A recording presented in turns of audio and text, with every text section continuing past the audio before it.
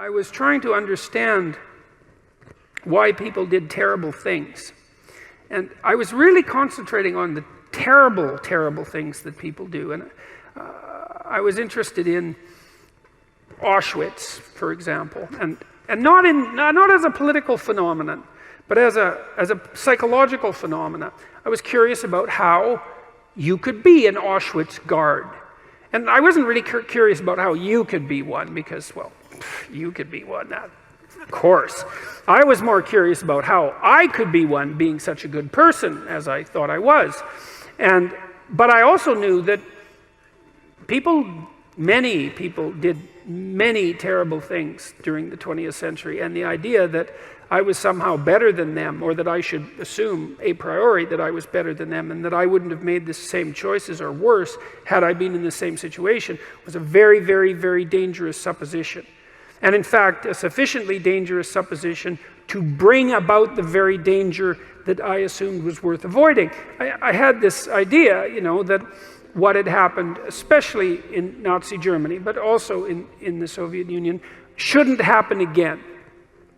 That what we needed to do, because of what happened in the 20th century, especially because we also managed to create hydrogen bombs, that we had become so technologically powerful that there wasn't time for that anymore, that time for that was over, and that we really needed to understand why it happened, and that perhaps we could go deep enough in that understanding, which is, I think, what happens when you go deep into understanding, so that you could stop it.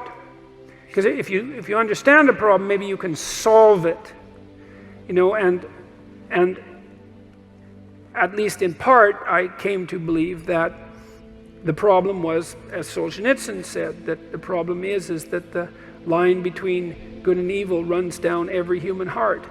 And I was reading Jung at the same time, and he believed that the human soul was a tree whose roots grew all the way to hell, and believed also that in the full investigation of the shadow, which was the dark side of the human psyche, was that it was bottomless, essentially, that it was like an experience of hell.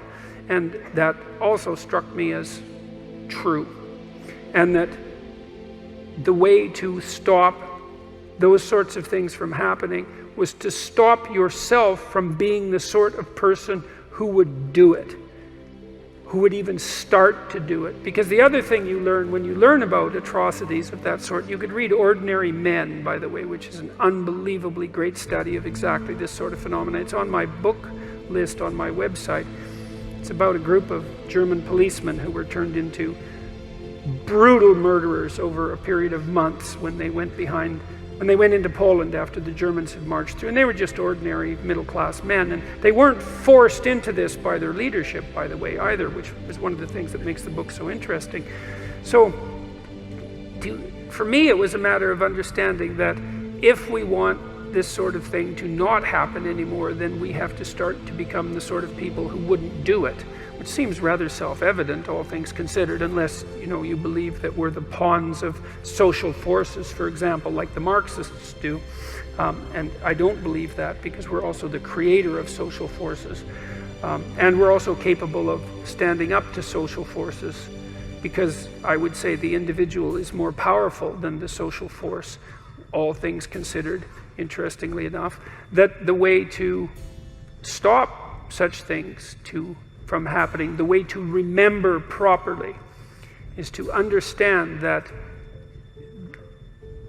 you could do it, that you could do those terrible things, because the people who did them were like you, and that the way out of that is to stop being like that. And the way you stop being like that is, well, at least in part, by ceasing to tell yourself lies that you don't believe in, and that you shouldn't act out.